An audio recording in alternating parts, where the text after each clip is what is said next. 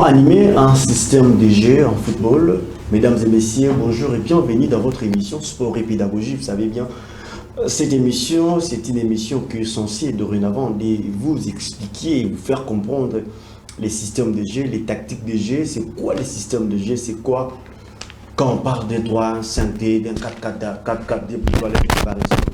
C'est quoi ces systèmes de jeu? Donc, ce sont les deux thématiques qui sont maintenues. Comment animer un système de jeu en football? Qu'est-ce qu'un tactique dans le football?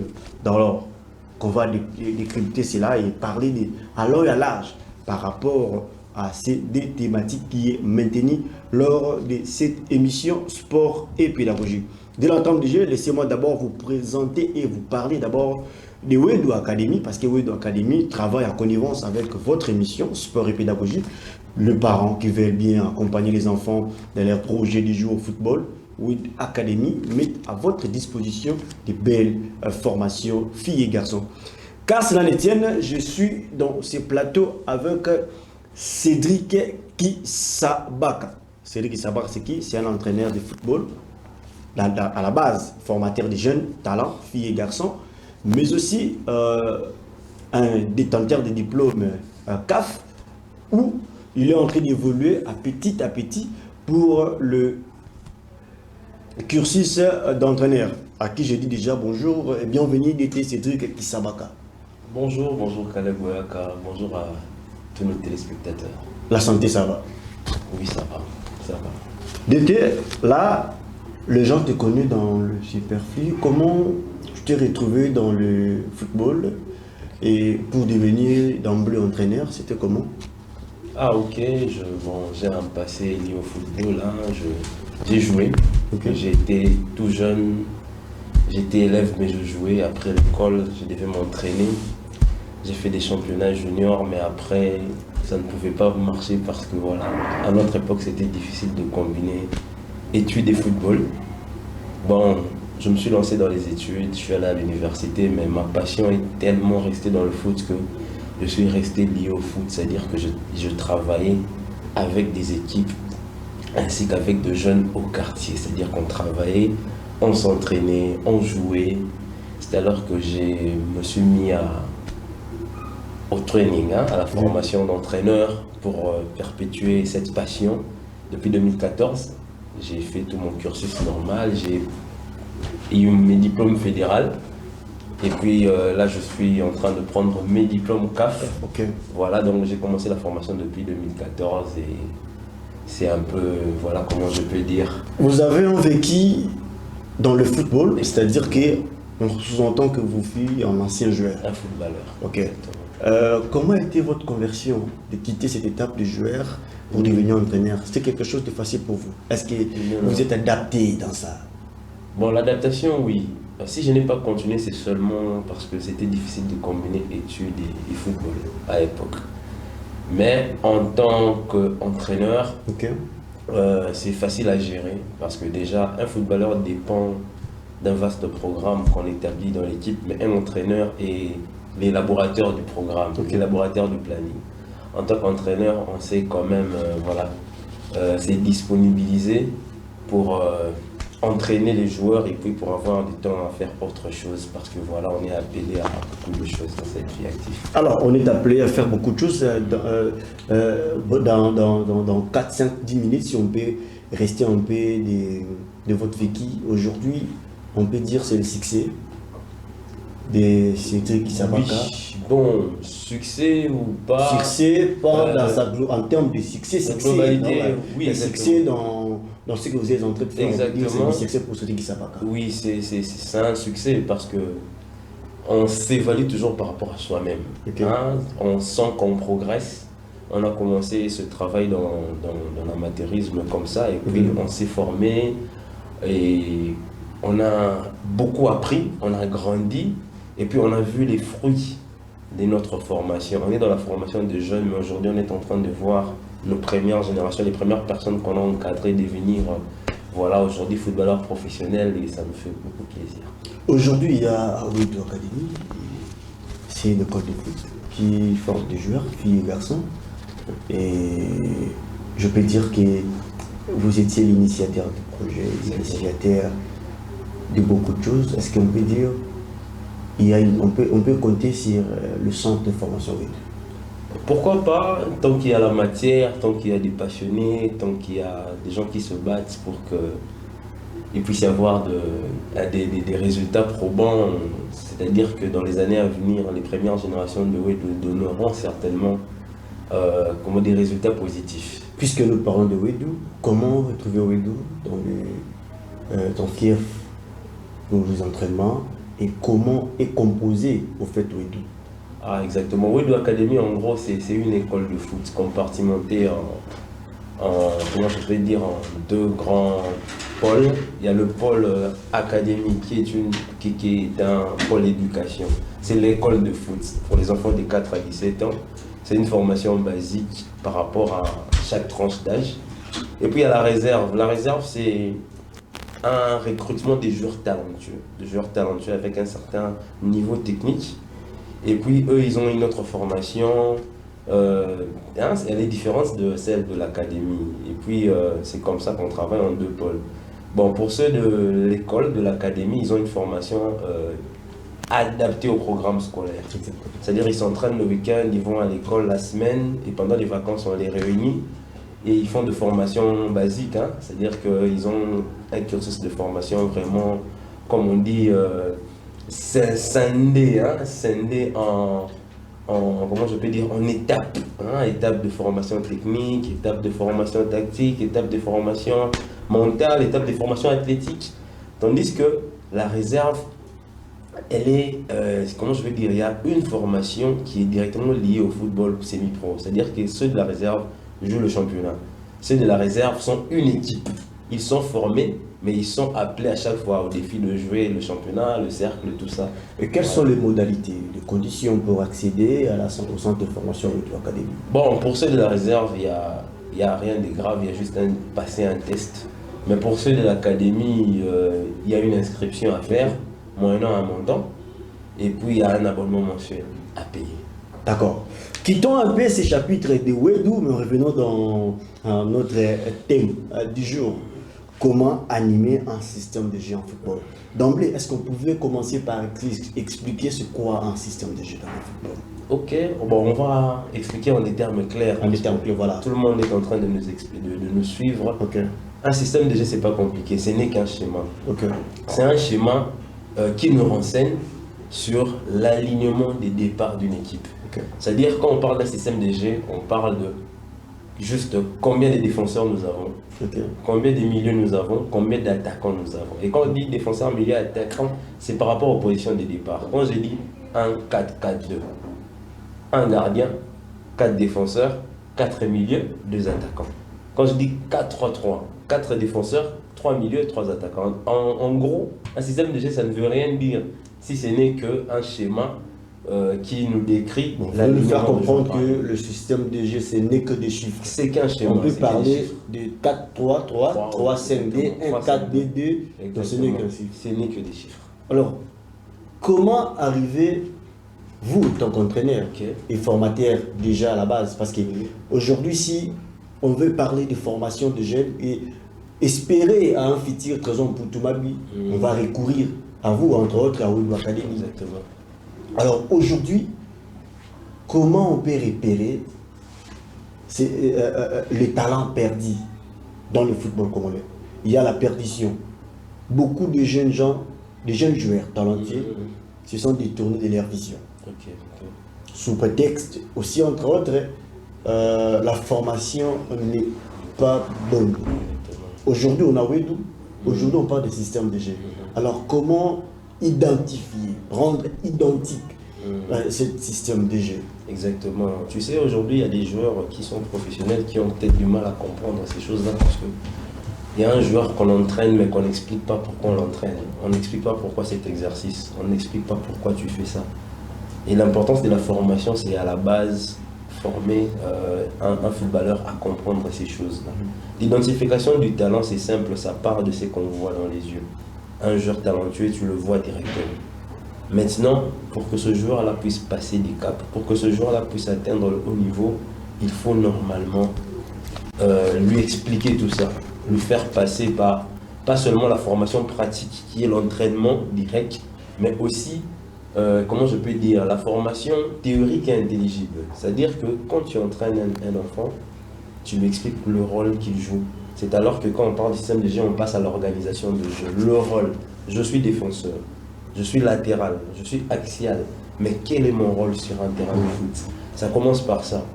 Et en comprenant son rôle avec le temps, et pas seulement la compréhension théorique, hein. Quand il le comprend sur les terrains, par rapport au déplacement, l'enfant devient intelligent. L'enfant essaye de lire les jeux et lui-même d'interagir, hein, de jouer son rôle dans le jeu. Là, je suis dans l'organisation, comme je suis en train de le dire. Alors, sur le coup, il comprend le système, il comprend l'organisation, et puis il comprend à la fin les différentes modifications du système par rapport au cours du match, l'animation. Vous voyez, hein, c'est un peu progressif, mais en gros, c'est cela des choses qu'il faut enseigner aux jeunes footballeurs. Aujourd'hui, quand on parle de tournage, vous avez parlé des 4-4-D, 5-3-D, ce n'est qu'un chiffre. Mais notre souci est ici, comment animer un système de jeu dans le football. Est-ce qu'il y a-t-il la différence entre l'animation et les tactiques? Bon, la tactique, en gros, on parle de stratégie. La tactique, c'est juste une stratégie. C'est tiré de l'armée, hein, quand on a une tactique. Même dans le langage courant, les gens parlent de tactique. Non, ça, la tactique, c'est simple. La tactique, elle est juste la stratégie. Mais non, l'animation, comme je viens de le dire, ça évolue. Il faut comprendre le système pour comprendre l'animation. Le système, c'est le schéma, l'emplacement, la position des départs. Et puis, il faut comprendre, après le système, il faut comprendre l'organisation. L'organisation, c'est quoi? Dans le système 4-4-2, il y a 4 défenseurs. Donc, parmi les 4 défenseurs, il y a un défenseur latéral droit, un défenseur latéral gauche et 2 actions. Dans l'organisation, on définit le rôle de chaque joueur. Pas que le rôle de chaque joueur, mais le rôle de chaque ligne. C'est quoi le rôle? Lorsqu'on a le ballon et qu'on attaque, comment est-ce que toi tu dois te déplacer? Comment est-ce que tu dois te déplacer sur le terrain? À quel niveau, dans quelle zone tu dois arriver? Dans quelle zone tu dois éviter d'arriver parce que tu crées un vide, parce que tu crées des espaces. À part le rôle individuel, il y a le rôle collectif. Toute la défense. Tout ça, c'est basé dans l'animation. Là, je suis dans l'organisation. Dans l'organisation. Comment est-ce qu'on se déplace? Comment est-ce qu'on place notre bloc, notre ligne défensive? Elle peut progresser jusqu'à quel niveau? Vous comprenez? Et lorsque vous comprenez ces choses-là, après l'animation, déjà, quand on parle, tu sais, généralement dans le foot, quand on dit animateur des jeux, meneur des jeux, les gens voient le milieu de terrain, c'est la plaque tournante de l'équipe. Mais en réalité... Là, c'est dans le football ancien. Oui, mais en réalité, le meneur de jeu, c'est celui qui a le ballon en ce moment-là, au moment X. Quand le gardien a le ballon, en ce moment-là, il devient l'animateur, le meneur. Parce qu'il doit faire un choix. Un choix de passe, un choix de dégagement. C'est lui qui doit donner le tempo à l'équipe. Alors, dans ce cas, l'animation, c'est quoi?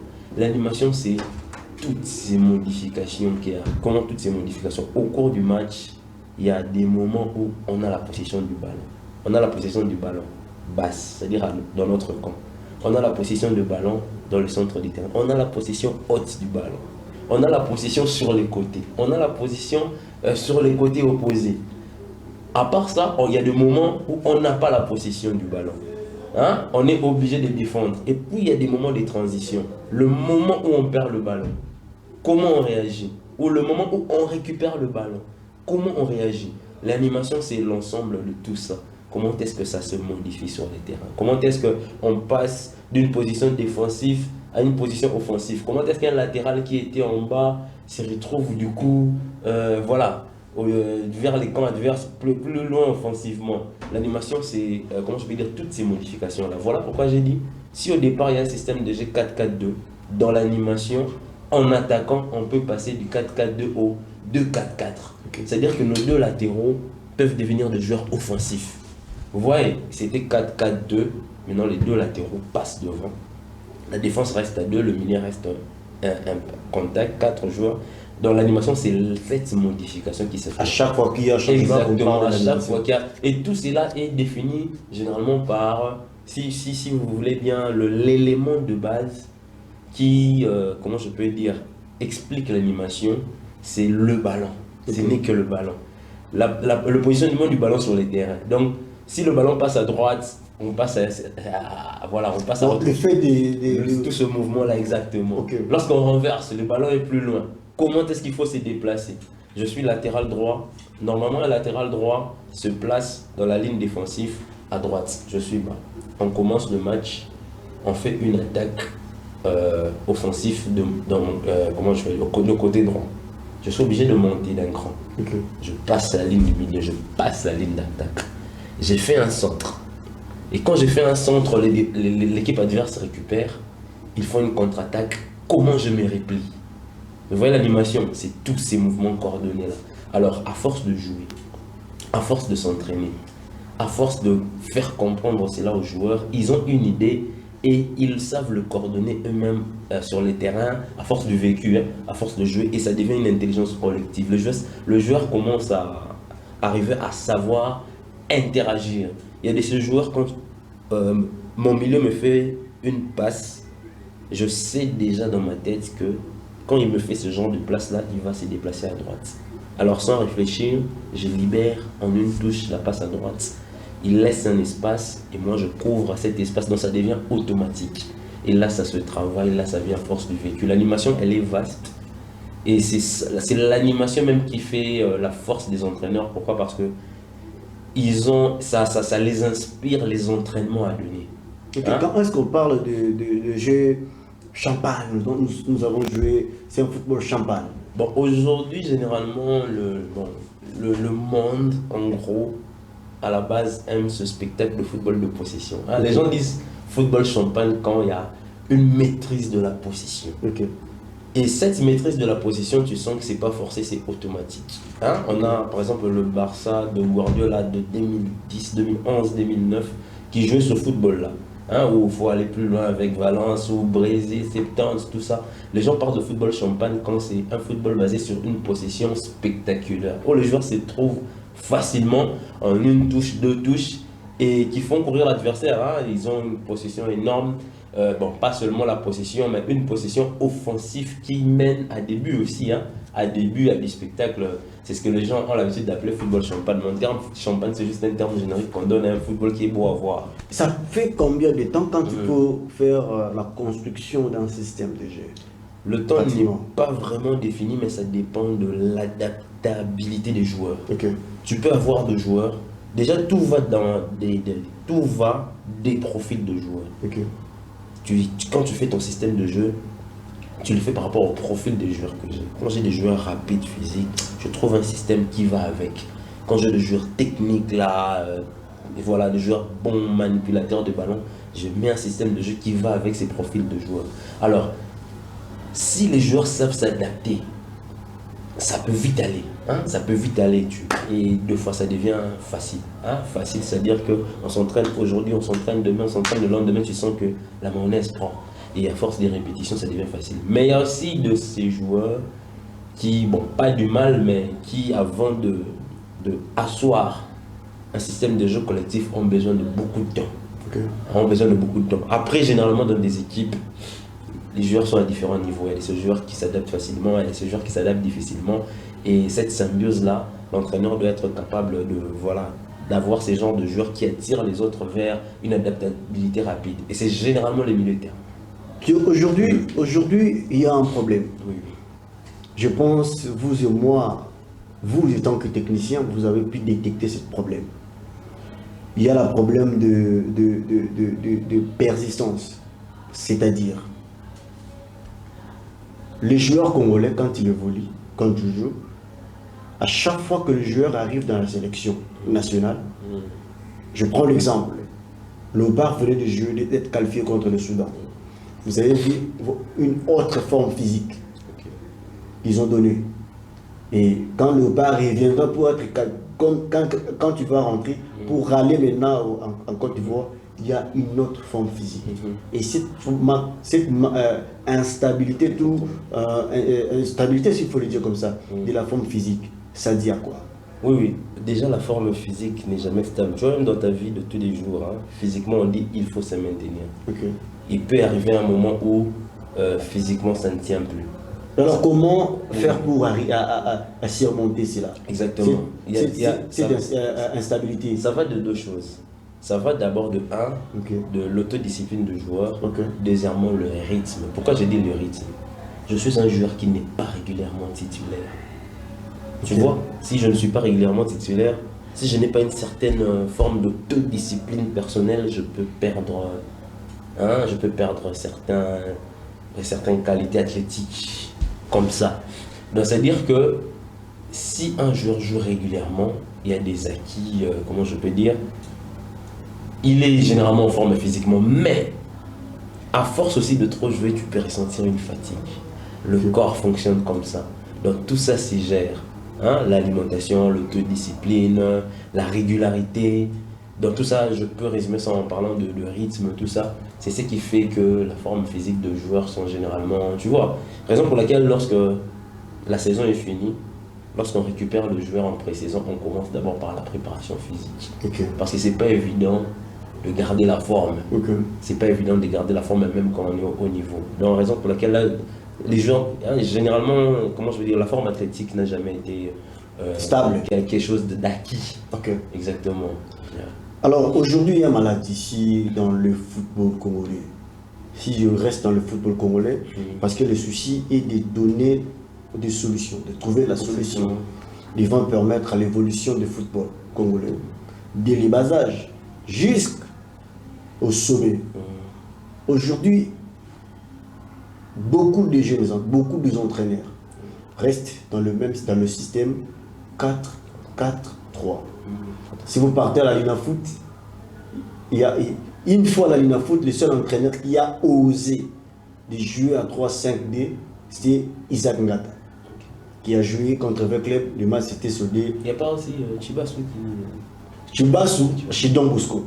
Chez Don Bosco. Chez Don Bosco, Chibasu jouait le 3-5-D. Et ce système de jeu n'est pas trop adapté au football congolais. Quels sont les éléments qui ne permettent pas que ce système de jeu soit adapté?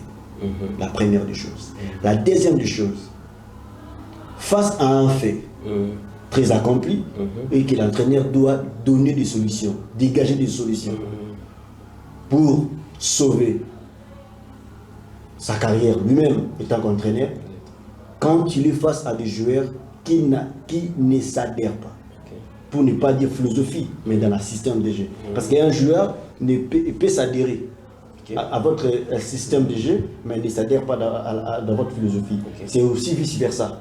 Alors face à cela, comment doit se comporter un entraîneur? Ah voilà. Bon, déjà l'avantage du 4-3-3 au Congo, c'est parce que depuis qu'on est petit, on nous a appris ce football-là. Quand on était enfant, si on dit bêta 2, je sais déjà que je suis latéral. Bêta 6, milieu récupérateur. Bêta 8, bêta 11, ailier. Donc le 4-3-3, c'est notre football depuis l'enfance au Congo. Hein? Donc on l'a appris comme ça dans la rue. C'est plus facile de jouer en 4-3-3 pour le joueur congolais. Après, comme je viens de te dire, quand tu emmènes notre système de jeu, tu emmènes un 3-5-2, tu expliques aux joueurs le système. Apparemment, c'est l'un des systèmes la plus compliquée, la plus difficile. Pourquoi j'ai dit c'est aussi l'un des systèmes de jeu le plus récent. Les 4-4-2 sont anciens. Le 3-5-2 est vraiment récent. Développé en Italie avec des clubs, la Juve, la Napoli, tout ça. C'est récent. Beaucoup de joueurs n'ont pas encore pris le temps de comprendre ces systèmes de jeu. Alors tout dépendra, comme j'ai dit, de l'intelligence de tes joueurs, de cette adaptabilité, du niveau des joueurs que tu as. Parce qu'un système de jeu en fait ne gagne pas le match. Ce qui gagne le match, c'est la qualité de joueurs pour animer ce système. Voilà. Alors, si du coup tu mets un système qui ne marche pas, tu sais, il est facile de limoger un coach parce que le football aujourd'hui dépend des résultats. Exactement. Mais nous-mêmes, le coach, on sait que on ne regarde pas que les résultats, nous on regarde le progrès. On regarde là où on regarde la progression en fait. Là où je veux faire quelque chose, aujourd'hui ça ne marche pas, je vois demain. On a besoin de nous donner du temps, malheureusement. Le football aujourd'hui, voilà. C'est pression. Il y a beaucoup de pression. Alors, si c'est rapide et que ça ne marche pas, tant mieux, il y a deux sortes d'entraîneurs. Moi, je n'ai pas de conseil à donner aux entraîneurs. Il y a un autre qui va persister dans ce qu'il veut faire, mais un autre va peut-être rentrer un 4-3-3 ou passer à autre chose. Mais le secret, c'est dans cette capacité, cette pédagogie, à le faire comprendre à tes joueurs et à cette capacité aux joueurs de s'adapter à ce système. Parce que tu peux être un bon entraîneur, mais les acteurs majeurs du résultat d'une équipe sont les joueurs. Quand tu as des bons joueurs qui savent s'adapter, ils vont jouer ce système. Mais le 3-5-D c'est un système qui a besoin de joueurs intelligents. Trop physique. Le physique, oui, parce que vous savez, aujourd'hui déjà le football, le niveau d'engagement est grand. Et puis quand on te donne un rôle, déjà dans le 3-5-2, même si vous dites que c'est physique, mais l'avantage du 3-5-2 c'est quoi? Quand on le joue, on a une très bonne occupation du terrain. Parfois même on n'a pas beaucoup de boulot à faire par rapport à... Mais il y a trop d'espace. L'occupation de terrain. Non, si on occupe dans la largeur, le 3-5-2 occupe très bien le terrain. Quand tes trois joueurs sont alignés, dans la ligne de 5, tu as tes deux mobilettes, genre des latéraux qui sont au milieu, qui savent jouer offensif, défensif, qui couvrent la largeur. Dans la largeur du terrain est vraiment couvert dans le 3-5-2. Bon, dans la profondeur, c'est là que de fois ça dérange, faut savoir le faire. Mais moi je pense que dans le 3-5-2, l'occupation des zones, comment je peux dire, n'exige pas plus d'énergie par rapport au 4-3-3 par exemple, c'est sans vous mentir. Et après, comme j'ai dit, on peut tout lire, il faut avoir des joueurs capables, des vite assimiler et de répondre sur les terrains. Aujourd'hui, ces systèmes-là, vu que ça complique, vous étant coordonnateur de votre académie, mais aussi entraîneur à la base, qui forment des jeunes joueurs, qui encadrent les jeunes joueurs, pensez-vous pas que ces systèmes de jeu doivent commencer au bas âge, chez le I13, oui, I12, I15, exactement. Déjà, pour les préparer. Je vais donner dans la Wedio Academy, le programme c'est comment? Pour les premiers débutants, on insiste trop sur la technique. Mais quand tu atteins 12-13 ans, l'essentiel de notre entraînement est tactique. En tout cas, pour les 12, 13, 14 ans, c'est à cet âge-là qu'on martèle sur la tactique. Alors, quand on martèle sur la tactique, déjà à la base, on les apprend le 4-3-3 pour comprendre. Après, on essaye tous les systèmes classiques. Tous les systèmes classiques, ça va aider le joueur à avoir déjà une expérience dans ce système-là. Et ça va le mettre à l'aise. Et puis après, il va vite s'adapter quand il va atteindre le haut niveau. En tout cas, à la Wedio Academy, c'est plus technique au début, mais arrivé à 12-13 ans, on martèle sur la tactique. Et vu la vogue, ou comment je peux dire, le 3-5-2 devenir un système en vogue, c'est à ne pas négliger. C'est dans notre programme et ça se travaille déjà pour les enfants de cet âge-là. Ça se travaille déjà pour les enfants de cet âge-là. Nous sommes en train de continuer avec comme ici le directeur technique de Wedio Academy, Cédric Kisabaka, comme je vous ai dit. Là, on est dans notre première partie où on parle comment animer un système de jeu. Vous avez vu, on a structuré beaucoup de sous-points. On a parlé des 3-5-D parce que c'est l'une des systèmes qui semble être difficile. Puisqu'aujourd'hui, puisqu'on parle des 3-5-D, aujourd'hui, j'étais dans un bureau d'un haut cadre de football congolais qui me parlait, qu'on discutait sur les 3, 5 et 2. Puis je lui ai posé la question, est-ce que ces systèmes de jeu malgré son avantage? Il me répond en me disant qu'on peut te marquer 5-4 billes parce que tu joues à 3-5-D. Puis aujourd'hui, le système de jeu adapté, ici c'est le 4-4-3. Mais je lui ai posé la question de savoir, est-ce que au jour d'aujourd'hui, vous ne pensez pas que ça peut causer du tort à la longue? Parce que le football évolue. Aujourd'hui, en termes de l'évolution, on peut demeurer dans ce système de jeu. Il me répond, je garde la réponse. On n'est pas là, on quitte ce chapitre. Maintenant, nous sommes en train de parler de qu'est-ce qu'un tactique en football, en 15 minutes qui nous reste. Ouais. Bon, comme j'étais en train de dire, la tactique, c'est la stratégie. Le football est divisé en 4 compartiments de base sur lesquels on travaille. On travaille la technique, la maîtrise du ballon. On travaille l'athlétique, la forme physique. On travaille le mental, que le joueur soit capable d'éteindre. Là, je me rappelle le docteur Julius Selou. Et le coach mental. J'ai salué le coach mental. Je salue le docteur Julius. Et puis, on a la tactique, la stratégie, l'intelligence collective. on a travaillé en entraînement et puis on s'est dit comment est-ce qu'on va aborder le match. Dans le football, c'est très capital la tactique. Comme je t'ai dit, la tactique en général, c'est la stratégie, c'est comment jouer collectivement. C'est cela qu'on appelle la tactique. Alors, dans le football, il est-il important d'imposer ou d'exiger le fait tactique même pour chez un enfant de I7, I8, I9? I7, I8, I9, non. Pourquoi je dis ça? C'est un enfant qui est en train de découvrir le foot, il doit s'amuser. Il doit maîtriser la technique. Il doit être capable de jouer un ballon, de tirer, de faire une passe, de faire un contrôle. Il faut lui laisser loin de toutes ces histoires. Et à force de passer, de grandir, il va découvrir la tactique. Quand il aura 11, 12 ans, il pourra comprendre que je suis un défenseur, que je dois jouer ce rôle, je suis un milieu. Voilà, je pense que c'est à épargner aux enfants de très temps. Ok. Je dirais au réalisateur, à Richard Machuta, si tu as déjà les photos de directeur technique national de la Fédération congolaise de football, vous pouvez déjà commencer à les balancer pour permettre à nos amis de connaître aussi qu'il y a un des héros qui travaille dans le fond et dans le fond pour la réussite du football congolais. Messieurs, mesdames, Moussa Dissou, est-ce que l'été, tu peux garder des bons souvenirs pour ce monsieur-là? Monsieur Moussa Dissou, oui, une équipe pour vous, tantôt papa. Je veux le dire clairement, sans vous mentir, c'est mon instructeur. Okay. C'est parmi ceux qui m'ont appris le foot, c'est parmi ceux qui m'ont enseigné. C'est Monsieur Médard Moussa Dissou, il est actuellement le directeur technique national, un très grand pédagogue. Je ne suis pas en train de vanter la personne, je suis en train de dire ce que j'ai constaté. Il a la connaissance du football. Il n'y a peut-être pas tous les moyens qui sont mis en œuvre pour qu'il puisse donner ce qu'il a, mais pour nous qui ont eu l'occasion d'être encadrés par lui, c'est un très grand pédagogue, il connaît le football. Donc, ça fait partie, il fut mon instructeur principal quand je suivais mes formations. Je le salue et je salue tous mes instructeurs avec. Alors, permettez-moi de faire connaître aux amis sportifs qui suivent cette émission Sport et pédagogie. Ceci vous permettra de connaître qui fait quoi. Monsieur Médard Moussa Dissou Basilwa, qui est-il? Il est né un certain 5 mars 1958 à Kibinzi, à l'époque du Congo belge. Aujourd'hui, RD Congo, entraîneur professionnel de football congolais.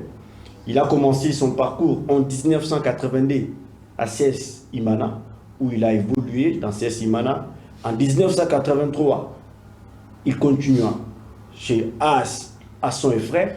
Et puis en 1984 à 1986, chez les Mité Mapembe. Et en 1986 à 1988, là c'était à AC Matongé. Et puis en 1988 à 1990, c'était à l'AS Dragon Bilima. Arrivé en 1991-1999, c'était à l'AC Soligraphe, où il a fait des pluies et des beaux temps à l'époque là. Et puis après, il a persisté, demeuré longtemps à l'époque du Zaïre, où il était aussi entraîneur, de 1999 à 2000 en aire de Congo. Et puis en 2001, il était aussi là. Et puis en 2000 à 2002, c'est les cercles Inter. Voilà. Inter, je me rappelle bien d'Inter de le feu Bob Mundabi. Voilà. Inter, et puis les deux thèmes, les techniciens congolais s'est envolé pour aller au Gabon en 2011, où il est allé donner de la matière, réorganiser, je peux le dire comme ça, le football gabonais chez Manga Sport, où il a beaucoup traîné, il a mis ses empreintes indélébiles au Gabon, et pour retourner ici en 2012. En 2012, à l'ASV Club, il n'a fait qu'une seule saison. En 2013, il est allé chez le DSMP. En 2014, Sa Majesté Sangaba Lende, à 2016 jusqu'à nos jours, il est directeur technique national au sein de la Fédération congolaise de football association. C'est un directeur technique qui cherche à réorganiser et cherche l'intérêt général des sports congolais. Il ne s'est pas arrêté là, parce qu'il a 5 participations à la CAN. C'était en 1992, 1994, 1996, 1998 et jusqu'en 2000. le Sadissou, il est vainqueur de la Coupe des Coupes en 1996 avec Sodigraphe du président Apateli. Et puis il a continué pour être en 1998 secrétaire général honoraire du comité olympique congolais, COC, de 1998 à 1999, président de l'Union des éducateurs sportifs. Donc le Sadissou a un parcours énorme et je le souhaite aussi pour vous, monsieur Cédric Kisabaka. Dans 10 minutes, pour clôturer cette émission, un message à lancer. D'abord pour le compte de Wedou Academy. Les modalités d'inscription. Bon, pour Wedou Academy, avec la technologie actuelle, c'est simple. Écrivez sur WhatsApp 082 088 70 04. 082 088 70 04. Vous aurez toutes les questions à poser et on va vous répondre. Il y a une inscription à faire. Dès que vous faites l'inscription, dans cette inscription est inclus votre kit, votre maillot. Et pour les enfants de moins de 13 ans, on offre un ballon. Okay. Et puis un abonnement mensuel. Les programmes d'entraînement, tout avec ce numéro, vous aurez toutes les réponses par rapport à cela.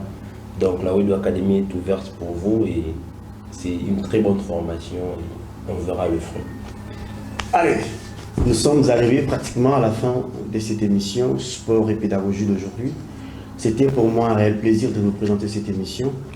Je ne cesse de marteler que le football a un côté pédagogique et c'est ce côté pédagogique que nous sommes obligés de vous le montrer.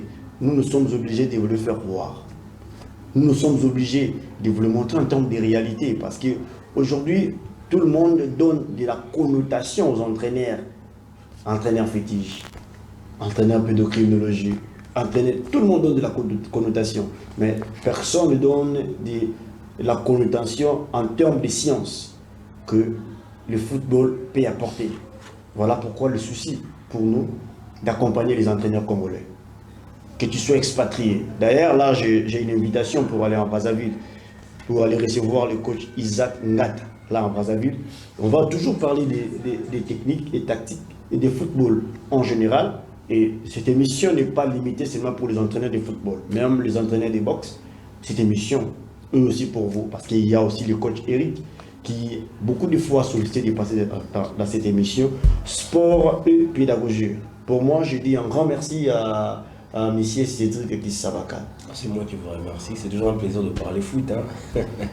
Un grand merci à Enoch Mbala qui était derrière les deux caméras pour assurer la bonne marche de cette émission.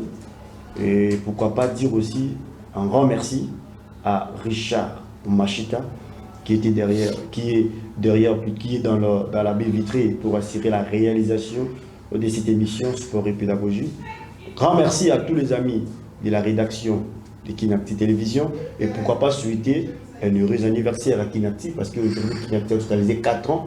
Et joyeux anniversaire à Kinacti, joyeux anniversaire à Kinacti et je pense bien dans ces 4 ans, nous allons continuer à mouiller nos maillots, à faire des efforts pour vous permettre à vous, les téléspectateurs, de rester scotchés et dans nos programmes. Et pourquoi pas dire aussi un grand merci à Deborah Kabinyanga, et c'est Joseph Moutungi et au coordonnateur responsable, le DG André Naboucha, le Omanisha.